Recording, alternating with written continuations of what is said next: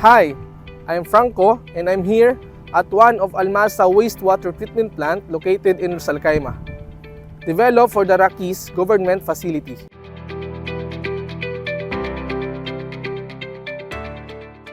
This sewage treatment plant is designed to handle a capacity of 1,250 cubic meter per day, processing wastewater collected from the camps as well as sewage tankers.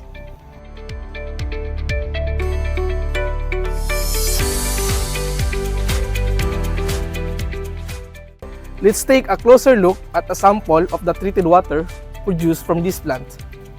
As you can see, the water is crystal clear with no odor and discoloration, meeting high standard for use.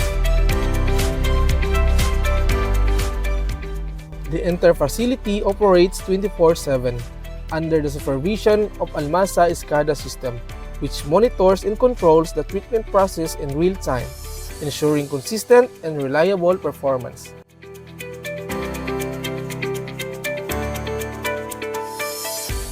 The treated water produced here is safely reused for irrigation purposes. Irrigation requires large volumes of water, and by recycling wastewater, this plant reduces freshwater demand while supporting sustainable use. Get in touch with us to learn how Almasa can help you recycle more water and save more every day.